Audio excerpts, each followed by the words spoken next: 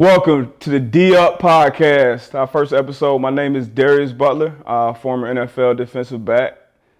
Social media is Darius J. Butler. That's on Instagram and Twitter. And I have my co-host. I'm Danielle. My social media handle is at DDFBaby. That's DEE, the letter F, and BABY. Who do we have with us today? And we have Carlos Dunlap, who needs... Hello, world. My social media will be right here.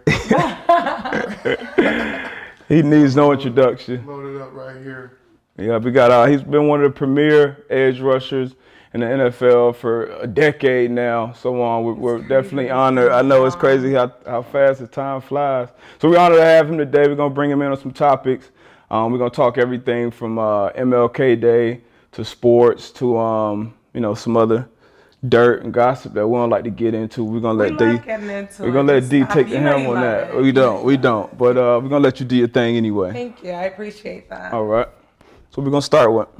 We're gonna start with our cup cards. This will kind of be a staple on the show. These cards are just random questions that kind of we all want the answer to when it comes to relationships and things that a lot of us probably dealt with. So you're gonna see how this play out. I'm kind of nervous. You gonna pull the first one? Oh, I've never played this game, but hey.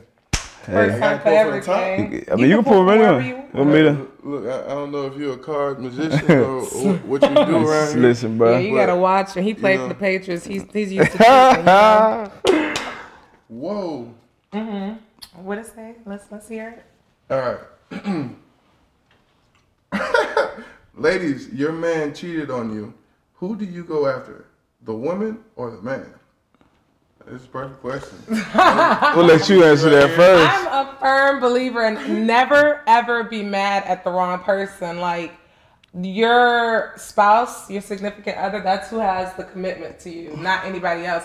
However, if you knew about my relationship and you still decided to infringe on that relationship, but I'm both of y'all know. Like, but you know,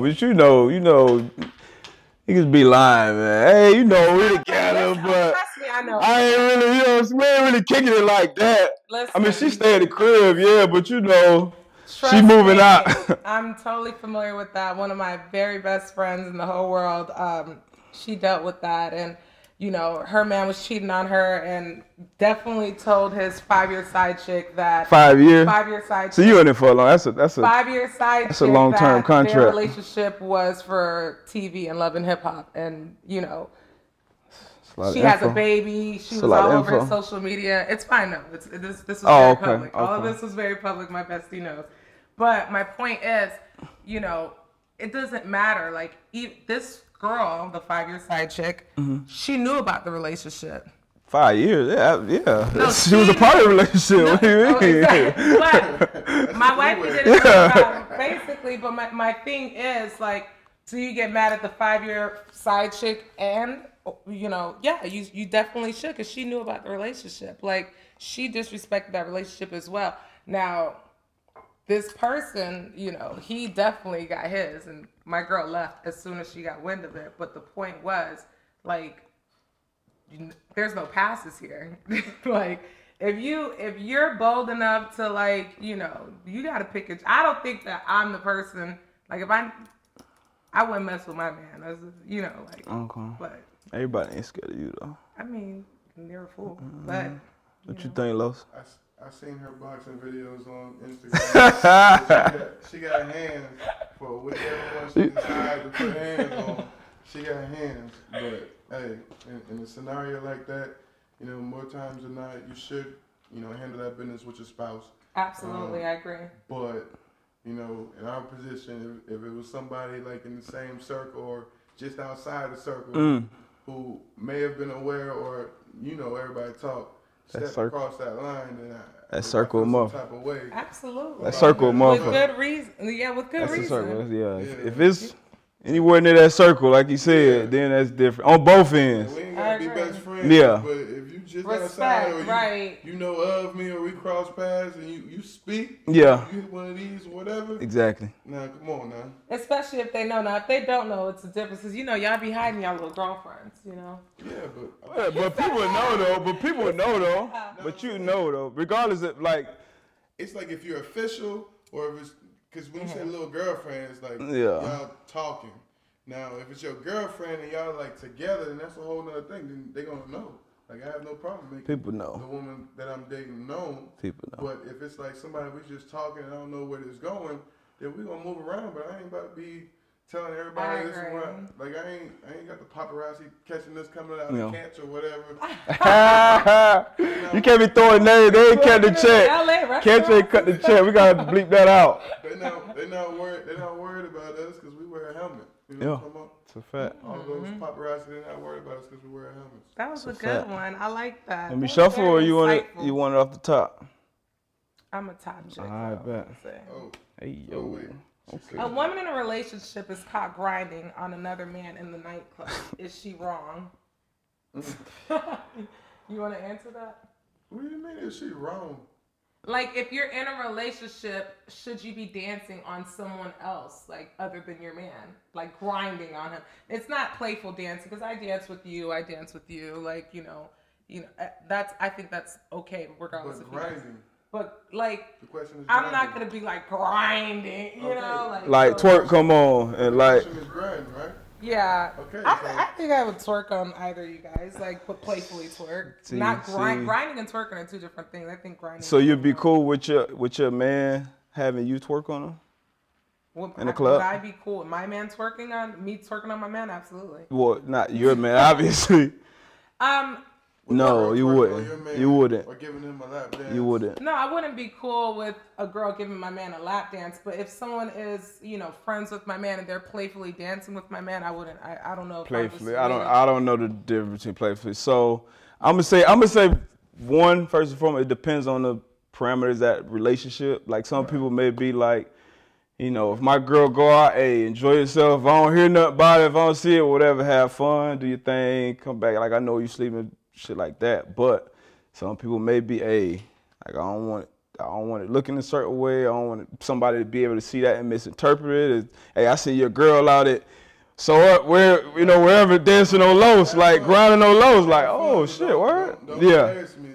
So I think it's a line, Have fun, but don't embarrass me. You're a reflection of us if we're in a relationship. Yeah, absolutely. That's the one thing. If you're in a known relationship, you're a reflection of me, an extension of me. It's a fine line. So I agree with both of you. I mean, there is a fine line. Grinding, no, but within a relationship, like say I were in a relationship with you and you're like playfully dance with one of your homegirls or something, I wouldn't see anything. While you there? Yeah, like in the 2000s. I wouldn't be like, yeah, of course, that would be too much. Like we ain't taking it. We're not gonna be dancing a bump and grind, looking like it's loving basketball. Like. All right, so we doing one more. That was it. One more? You gotta get one. One more. All right. You gotta get one out your Yeah, go ahead. Oh, okay. Can't let him have the card.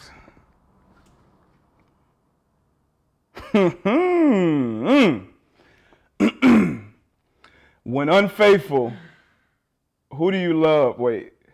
Oh, shit. When unfaithful, do you love who you're honest with or who you lie to? How about you just not lie? How about that? Let me start this question over. Let's start this from the top. When unfaithful, so you're unfaithful already. Right. Do you love who you're honest with or who you lie to? What you think? That's a good question. That is a great question. It's your question first, so you should answer it first. I mean, I asked it, so should somebody else answer it first? I feel like you are in love with the person that you lied to, unfortunately, because you actually care about their feelings. And I keep going back to my bestie side chick situation because, Use another situation. There's a lot of side chick situations out here. No, there's so many, but this one's so relevant to me because we still talk about it. I'm hurt because he cheated on both of us. Like, that's how I feel, Mm-hmm. So my point is, the girl knew about wifey, the girl knew about the whole situation, and he would tell her like, oh, but I tell you everything, because I love you. And in her mind, she thought that means that he really loves me. No, he loves the person he's lying to, and he's, you know, like, or maybe he loves no one actually, and just himself. But oh, okay, that's deep. Go ahead. How do you feel about that? That's a tasteful topic that can go many ways, but when you think about it, more times than not, the person that they're lying to is the person that they care more about. Although I don't know how you can say that and you're lying to that person, but but there's definitely levels to it. That I mean, but we talking about. I think once again though. I think it depends on the person, because not only the person that's cheating, but the person that he's dealing with. Because there's some people that you may think, okay, whether it's you're a woman or the side person, okay, I can tell this person this truth. Like she can deal with that. Like I could be like, yo, like, you know, it's times, you know, when I step out, I'm gonna do me. I'm gonna respect you. I'm gonna do it in a certain way. But there's a respectful way to do you and cheat. Just saying, some people have these conversations. I mean, because if you look at reality, how many people do you know has never cheated on anybody, or has never been cheated on? I don't know anybody. So young, old. Never been cheated on. You don't know that. You don't know that. I do know that. You don't know that. You don't. I'm gonna tell you that right now. You don't. But she don't know that. So we'll leave it at that. Woo! All right, let's go on to our next topic. We're gonna talk about this NFC Championship. It was kind of crazy, right? Those were two really, really good games. Yeah, both games were really good. NFC and the AFC both came down to the wire, and they put on the show that people wanted to see. Obviously, one of the biggest topics of discussion is that missed call in the Saints game. I just thought that the call was so egregious that you can't miss that. Like, how? It was bad. Do you miss that call? It was bad. It was like, how on earth? It was so obvious and blatant. Like, Alexa, play robbery. This is a robbery. Now get on the ground. Give me that wallet and hush your mouth. Like, they were robbed of that game. Like, I just thought it was. See, I can't go that far than being robbed of the game. Like, it was a terrible call. It was a terrible missed call. They missed a terrible call with the face mask on Jared Goff before that. Yeah. As you know from watching it, calls are missed all the time. Now, look, we're finished. But after that call was missed, Drew Brees and the Saints got another opportunity in overtime. They won the toss. You had an opportunity to get the ball, drive it down the field, score a touchdown, it's over. And football is the next play. We can deal with that after. Because I really hate. I hate that sudden death rule, and like, I don't know, Dunlap. I'm coming from a fan, so I'm sure that I understand that otherwise, you know, more injuries occur when the game gets longer. I understand that with the TV time, people don't want to sit there and people don't have the attention span. But for a playoff game, I feel like both sides should get to touch the ball. I mean, like, it's just not fair. You understand what I'm saying? Like, I feel like. What you think, Los? I think that's an interesting topic and a good aspect that you just mentioned. Both sides getting to touch the ball, I mean, that changes the game, but from a player's perspective. They do it in the NCAA. But I'm saying. This ain't college. This ain't college. This ain't college. It's professional. But you're putting that extra time, wear and tear on the body, more plays, more opportunities to get hurt. I don't know. That's a tough one. Think about when they go to Super Bowl. Like, what if they pay? It's a coin toss. Which is 50, yeah, but the person who gets the ball first normally. No, it's not. It's not. Always, it's not. It's only like if you get the ball first at home, you got like a 58% chance of winning. I like those chances. Like, on the road, it's like 40-something. So it's not to the point where some people put their defense out first sometimes. That's usually when the weather's like, if the weather's involved or the wind is real. Like, I've been on certain teams where it'd be like, or a coach like Belichick, he'd be like, oh, the wind is blowing, 20 miles this way. I'm gonna keep the ball first. We probably won't get the ball back, and we just got to drive down for kick a field goal. Yeah. But you got to have some cojones to kick that ball off first. What if we just made it harder? Like, what if we just made it like 2-point conversions and just put the ball like on the 5-yard line. And just because then it's not as long. It's not like. And that's kind of collegey. I feel like the difference about the NFL, the thing that's different between the NFL, the NBA, all these other sports is like NBA, for instance, like they got a series that you got to win. You got to beat a team 4 times. In the NFL, you just have to beat a better team that day. You got to get hot in the playoff. You beat a better. You make a play, like it's crazy play, like the missed call, like a missed kick, the interception, a pick six, like anything, like a strip sack. One play can change the entire trajectory of a game. So you kind of got to take that same spirit into the overtime. It's called sudden death for a reason. Like you 50-50, you get the ball, hey, if you're a defense, if you're a defense and the other team gets the ball first, y'all come on the sideline like, bro, we got to make one stop. Right. Like our season is on the line right now. Right. I like it too. Yeah, one stop. We got to stop. Yeah. We got a chance to stop them 3 plays. Yeah, but plays, you have a crazy deep because you want it. You know what I'm saying? Like I know. They're deep. I mean, if you're on Championship Sunday, you trust whatever unit is on that field. You know what I mean? It's one play. It's 3 plays. It's 4 plays. 3 plays. It's a 4-play 3 plays. You know, depending on where they at, they might go 4-on-4. But this is for the season. It's for the season. Like, I can suck whatever up. To finish. Pause that. Ain't no pause. There's no question. There's no question about what's going on around these parts. So I ain't pausing. He said what he said. Okay. If I'm hurting, if I'm tired, whatever, for 4 plays, I'm gonna hold my breath. Basically, Facts. I'm gonna hold my breath. I have alone to fight through that. You know, we're gonna finish strong. Yeah. However, so that's the mentality of players. Like I said, they get the ball first. I'm on the team with Los. Hey, I need one, bro. Like, get home. Let's go. Get home. Battle ball. Just like that's what happened in the Saints game. Right. He got hit on the throw. Fowler, a Florida boy, got there, got the hit. I can't wait to see Fowler match up with Trent. It's gonna be a In the matchup. Super Bowl, I can't Trent. You did your thing too at that game. We see you. You know, let's go into Super Bowl predictions. Okay. Who do you? Ooh. I know. It's like, to me, this is how I feel about the Super Bowl. Okay. In terms of talent, youth, I got to go with the Rams. They're stacked. They're youth. Look, I know. Youth is not always on your side. Like, if I were to bet on a team, it would be the Patriots. Like, because that's a safe bet. It's always a safe bet. And it's because, like, they put in the most work. Like, they know. Who is your prediction? Rams or Patriots? Who's your team? Who you going with? If I had to put money on it, I would go with the Patriots. So you're going to Patriots? If I had to put money on it, I would go with the Patriots. This is your show, right? You got to put a prediction on it. If I had to put money no going back. Rams or Patriots?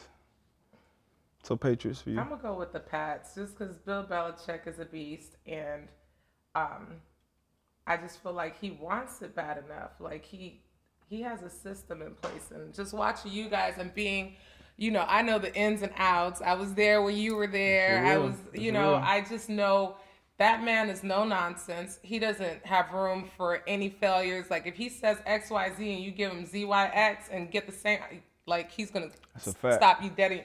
That is not what I just said. I got my ass up out of there. Hey, no, man, this ain't what got me here. Strict gotta go. Ship. Like, nobody's better than anybody else. Who you got? Who you picking?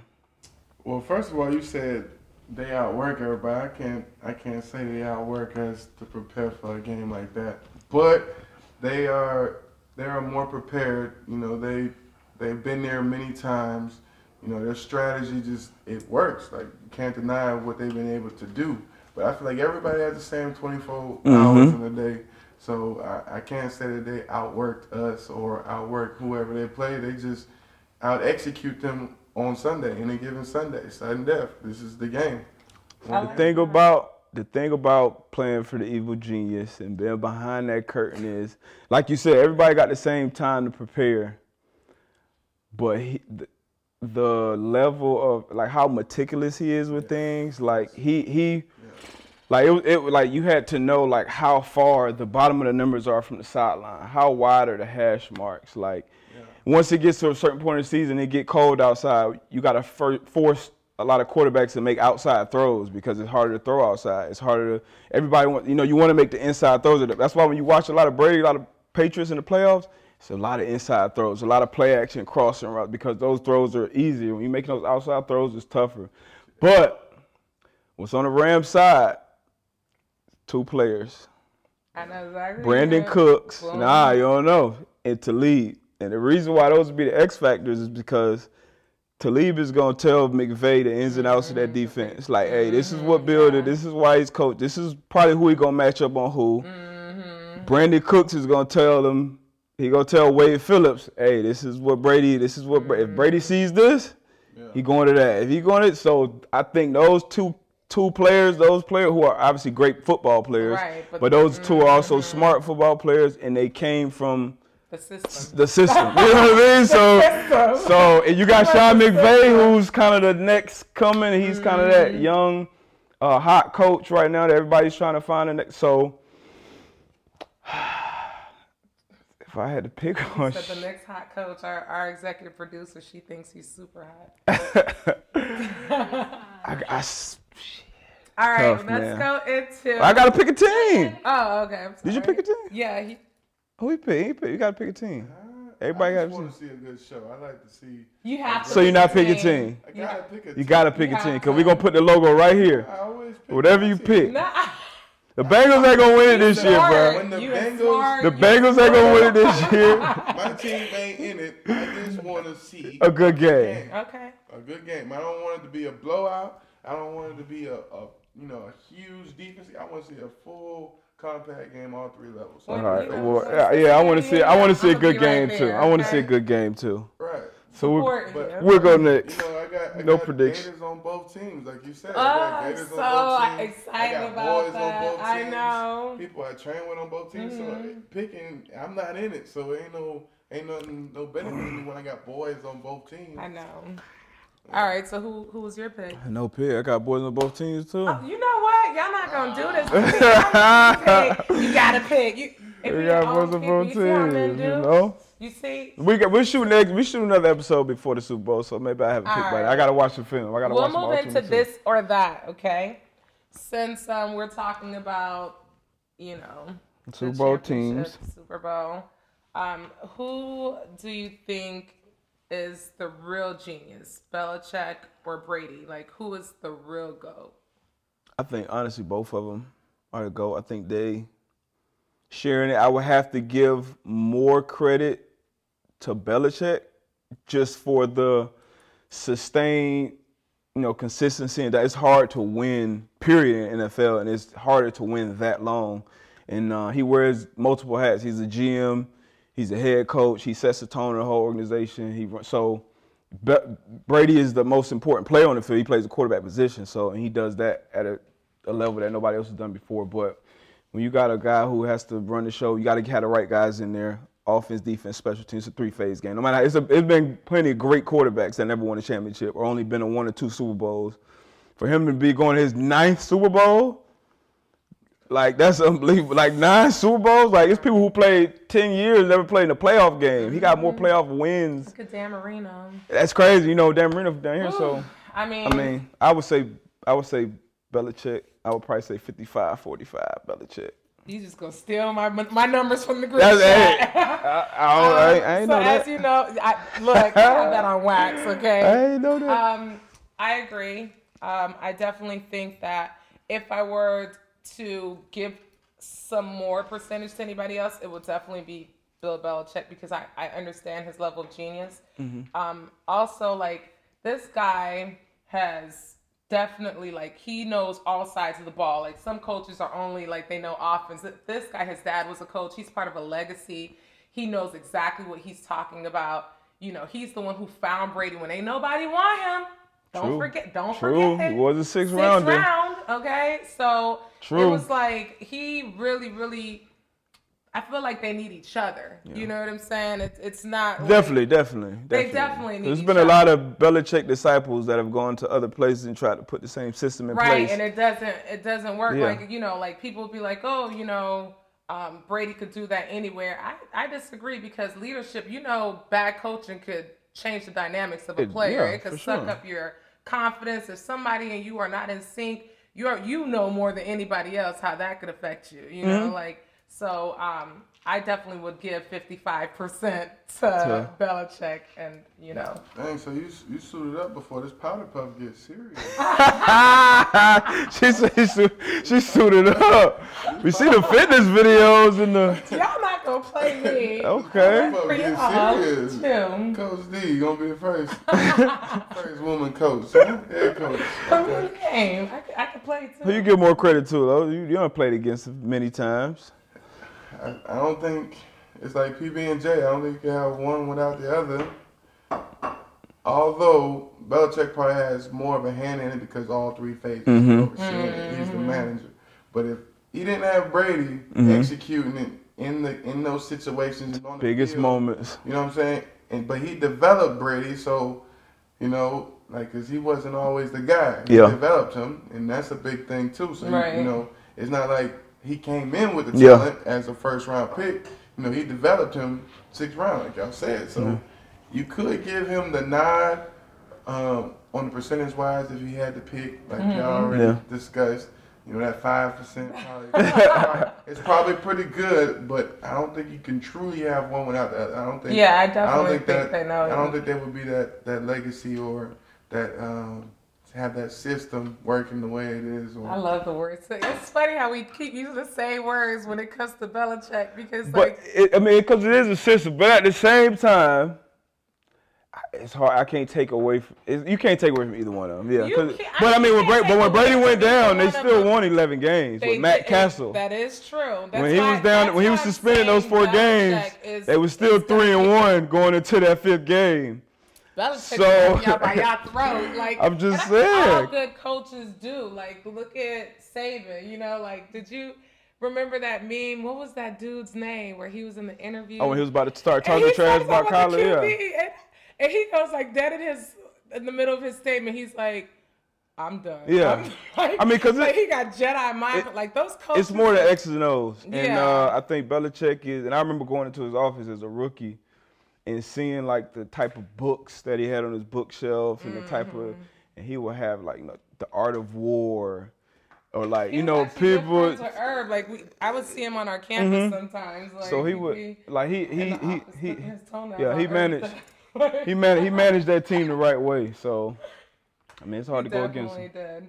So I think we all are in agreement on that for once. That's crazy. Yeah, we all agree. We all agree. Well, he went 50-50. Yeah. We agreed on the 55-45, so we agreed. So we're gonna go into D's Dirt. Are you okay with that? D's Dirt, it's your show. Okay. Your word. So take off. Just recently, Colin Kaepernick's girlfriend, her name is Nessa. She went on to calling Big Boy of Outkast a sellout because he's doing the Super Bowl. You know, the halftime show. Yeah, he's doing the halftime show. That's in his hometown. Right, which is very appropriate. So she's saying that goes against the cause. How do you feel about that? I mean, I see why she's saying it, because it has been people. Okay, I'm gonna tell you why. It has been people who have, you know, when it comes to the culture, like, you know, Jay-Z has said, like, I don't need this, you know, I don't need y'all, like, y'all need me. Cardi B has said, I'm not performing at Super Bowl because I'm supporting Cap. It was somebody else. I can't, maybe Rihanna or somebody else. Wait, let me finish. So the standard was set as far as the artists that represented the culture. Like, look, we not effing with the NFL. We not effing with the Super Bowl specifically. We not effing with the Super Bowl halftime show. You saw they went. First of all, think about this. The Super Bowl is in Atlanta, right? The headline of the Super Bowl is Maroon 5. Like, does that even, like, go hand in hand? So the standard was set as far as, like, okay, this is how we on. Like, look, when the Super Bowl approach you, this is how you go. And if anybody goes against that, they're going to be looked upon at, okay, when Travis Scott came out, it was like, oh, he's going to do something. Like, oh. And then they said Travis Scott had a conversation with Colin Kaepernick. And Colin Kaepernick, what I saw basically said Colin Kaepernick basically gave him his blessings. Like, okay, that's cool, do your thing. And then his girlfriend came out and was like, nah, that wasn't the situation. So that's kind of why it can be viewed as I mean, I'm not going to look at him, I'm not going to call him a sellout, but that's why. I'm a grown man. If I'm big boy and I want to ask another, who is calling for me to ask him for his permission? I'm not saying you should or have to ask anybody. Don't nobody, like, my whole thing is, like, with the people saying they're boycotting the NFL and all of that, I just don't understand. Like, first of all, you taking away money from an organization that pays, like, me boycotting the NFL would take away funding from my friend right here. You understand, who I do support? Yes, anytime I know Los gonna be on TV, I'm watching. You know what I'm saying? Like, rather than take money away from the NFL, how about we put money into it? How about Colin say, look, there's no black bank that's worth $1 billion right now. Let's all get together and let's partner up with this black bank and let's all put our money. Let me use my platform, because all of the social injustices, all of that these are all symptoms of, you know, just economic disenfranchisement. It's economics. Like, we're less empowered because of economics. And that's like one of the biggest effects that slavery had on us. You understand? Like, we're minorities. This country is ran by our Anglo counters. So in order to empower us, the cure is us all having enough funds and partnering up. Let's say we have the first billionaire bank, and for him being the face of this, you know, in turn, they, you know, pledge millions of dollars to HBCUs that educate. Okay, let me stop you right there. I got respect for Cap, because not only he sacrificed personally, but he went a step further, and then, okay, y'all not going to give me a job, y'all not going to do this, whatever. I'm still going to pledge $1 million of my own money to all these different organizations and grassroots programs, because, yes, economics is the reason why the black community is in the situation that we're in. But it's another word that's involved, like group economics we don't crowdsource our income and our money. We don't keep our dollar in our community like other communities do. Black Wall Street, like the Jews. But that kind of goes back into why this is why people would say, okay, the people that say, oh, I'm boycotting NFL, because of how they did Kaepernick. Okay, he took a stand against, you know, racism, police brutality, social injustice. Those are the things he took a stance against. And the repercussions of him taking those stances is, we're not going to give you a job. Like, none of these 32 owners, none of these teams are going to give you a job. Like, period. So that's why people can say, so that's why, even when I was playing last year, if one of my black friends told me, like, look, bro, you know, I mess with you, but I can't support NFL. Like they doing Cap dirty. That's fine. I feel you, bro. However, in turn, I don't respect someone who says to me, because you watching the NFL, you're a sellout. I wish somebody would come and step with me. No, like, for real. Like, I can't watch my people play because you feel like that. Like, I commend, like, let me be clear on this. I commend Cap for taking the knee and standing for what he thinks is right. However, when his girlfriend starts calling people out who I know care about the struggle, who I know have been through the struggle, who are you? Like, who is you? Like, you're not from this struggle. You know, like, you're not going to infringe on somebody else's way of showing, you know, like, camaraderie. Because just because I'm not protesting the way you want me to protest, she was like, if you're not for Colin, you're against Colin. Now it's, you know, about Colin, and you're no longer talking about the cause. And that's what I have a problem with. You know, like, this attention mongering, this like clout chasing, I'm not for that. And you're not going to profit off of our struggle. You're not going to get attention off of our struggle and then act like you're doing something to help, because that's not helping. The retweets and the likes, that's not helping. Go into the community, get your hands dirty, help us out. So what I'm saying is this, in terms of raising awareness, I'm already aware of our plights. You understand? The people who are going through it, we're already aware. And the people who we're trying to raise awareness to, they don't care. And taking a knee, they're just feeling like, to me, it's bringing so much negativity. They're just I'm going to stop you right there. I'm going to stop you right there. Because when you say the people who aren't aware of the struggle or who haven't been through the struggle and things like that, you just saying, just kind of casting that in the wide net, like they don't care. I've had the experience of, some of these people care. A lot of them just haven't been aware. So the whole kneeling and all that thing, I feel like a lot of people hid behind patriotism and say, oh, you're kneeling because during the flag, you're kneeling because he has family members that serve. It was somebody on the team who spoke to him that served. I have family members that serve. Right. Most of us in the NFL honestly got people who serve. Right. Furthermore, we have people who served and were treated indifferently because of their race. So it's not that a lot of these people they don't care. I just think a lot of them weren't aware. And when the kneeling started and the more conversation around it started, I think it made it forced people to be aware. Because even if, I just want to watch football, you had to be aware of this conversation.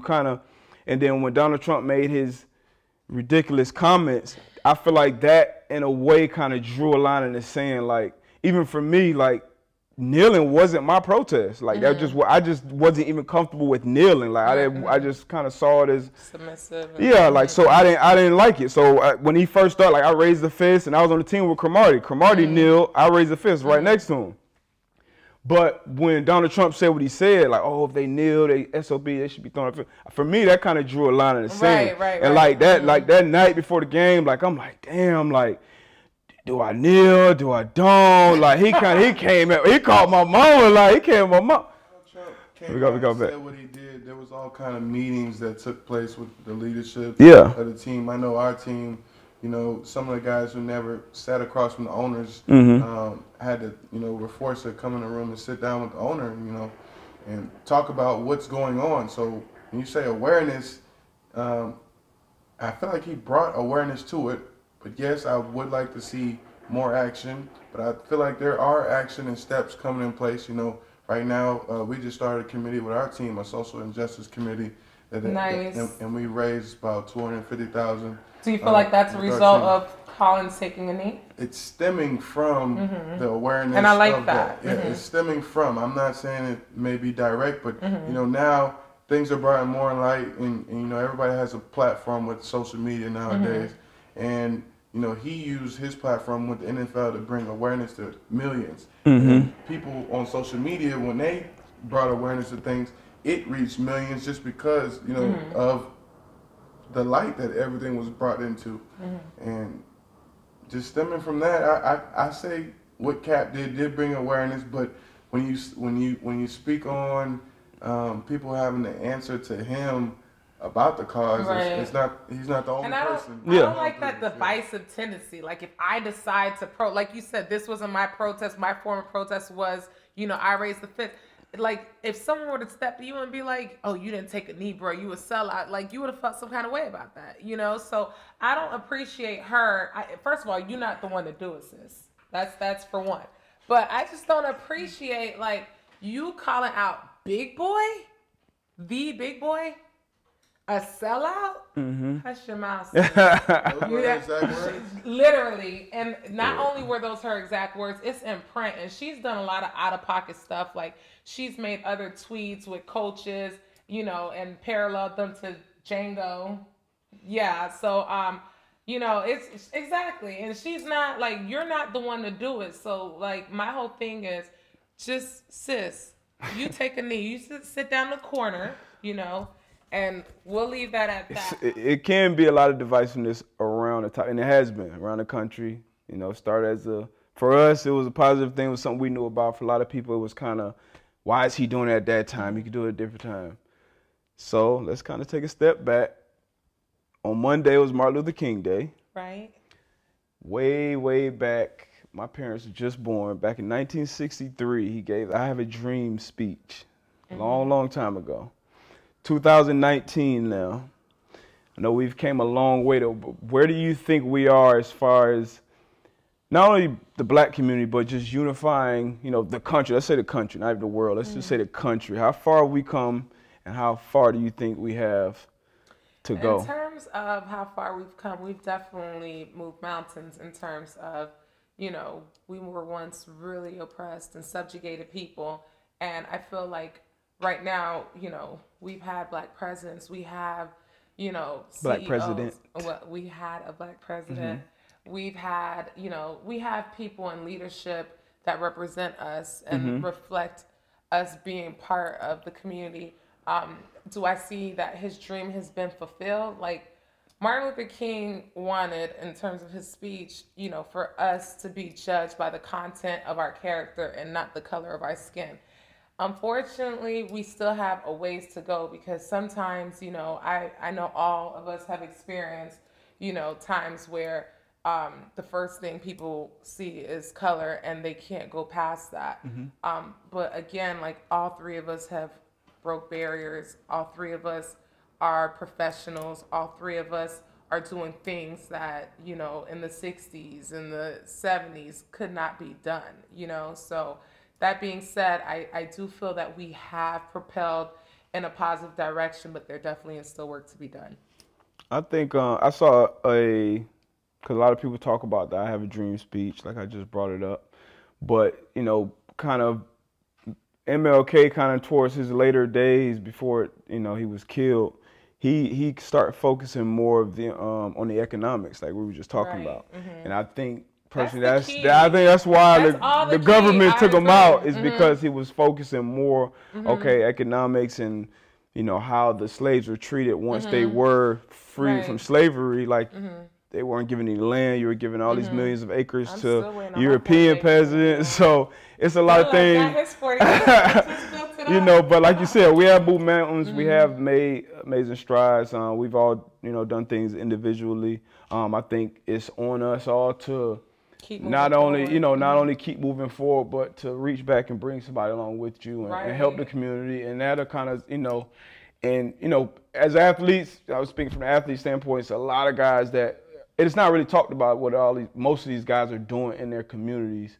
You know, I know for me, you know, it was a lot of different things, and I know I'll let Carlos speak on, you know, what he's done with his foundation, you know, throughout his time in the league. Definitely been of service. Go ahead and share that.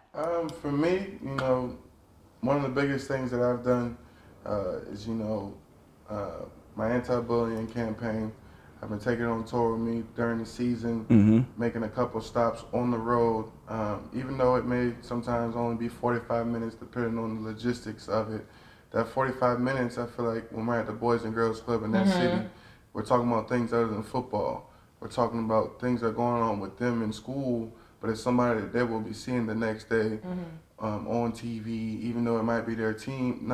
Maybe it won't be their team, but the fact that you come to school and you took the time and sacrificed that, and you're on a professional level, they look up to you whether you're on their team or not. You know, no matter what color it is, or what color's jersey you're wearing, or whatever it is. When you're talking about bullying, I think it affects everybody, and that's one of the reasons why I took a stand with bullying. You know, everybody takes a stand differently. That's one of the reasons why, because, you know, initially, I was just going into schools talking to the inner city athletes about the importance of education. And your mom is an educator. Yes, so my mom is a former educator, just retired, 30 years. So that's where that came from. You know, everybody's roots come from different, or they take their stands differently. They stand in different places in the room. So whatever it is, I just admire people who stand for something. Right. No matter what it is and how you do it. Be passionate about something. That your passion shows in your work and whatever you're trying to do. I have a quick question. So this is our first segment, but I want to have this question. So with your anti-bullying thing, like, have you had any stories of a kid that you either talked to, you know, let's say in 2014, and you see this kid again in 2016, it's like, hey, you know, Mr. Dunlap, Carlos, like, I remember when you came here, we did this, and we were going through this at this time, and now this is where I am, and this is where we are. Have you have any situation like that? With the bullying, no, but with my SAT prep and ACT prep program that I did, I had, you know, I only got them in their senior year, so I can't take full credit. Yep. But we did help them, you know, with That's prepping important. and tutoring for the test. But he went on to Ohio State. One of them is working pretty good job. A lot more of them have gone to college. So there are benefits of that, and like you said earlier in the show, this is almost a decade for me. I can't credit it yet because you know, until they sing that national anthem, you don't really get there yet. So I just finished up 9. We're going into 10. So I have seen waves. Like my coach's son, he's now basketball player at Texas, and he's the tallest dude on the team. But you probably met him. He was 10 years old, and he wasn't nowhere near close as tall as me when he first started, and he was, you know, skinny. But now he's 6'10" almost. Yeah. Looking down on me when they come in the locker room, still skinny. So I feel like I bodied him up, but he hooping. So you see different waves when you've been in anything for a decade. Right. And like you said, I feel like Martin Luther King, he had the dream. He put the dream out there. He was the first person to take a stand on a platform, whatever platform it was. And he made a difference because we're starting to see the effects of that, and we're living the effects of that. We wouldn't be here with this had it not been you know, for Martin Luther King and people like him taking the stand the way they have. You know, Kaepernick wouldn't be the same person as well. So when you're passionate about something, I feel like if you take a stand, that stems from a guy like Martin Luther King and people like him before who took a stand so that we can have a voice in whatever it is that you want to use that voice for. And you guys, the DF show, you know, this is y'all's voice. This is y'all's platform, man. I feel like this stems from MLK. So shout out to him. I appreciate him and his dream. Allow me to live mine. Definitely. So hey, so plant that seed. You know, that's the moral of the story. Whatever your passion is, whatever position you're in, to give back, plant that seed. And like he said, the guy the coach's son he met him probably 10, 11 years old. Now he's, you know, 16. Plant that seed. You'll watch it grow. And I'll end with the Reach favorite.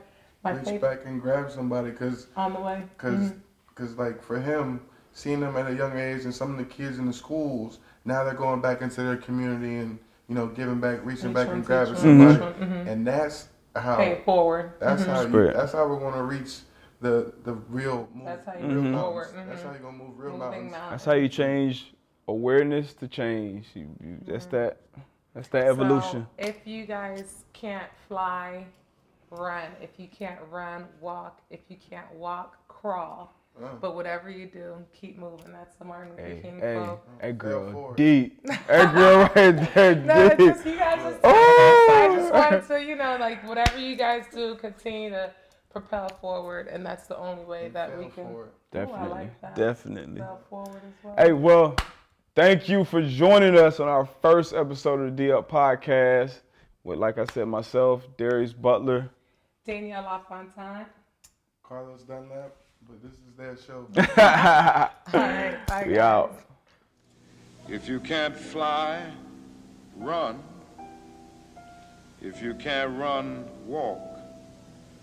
If you can't walk, crawl. But by all means, keep moving.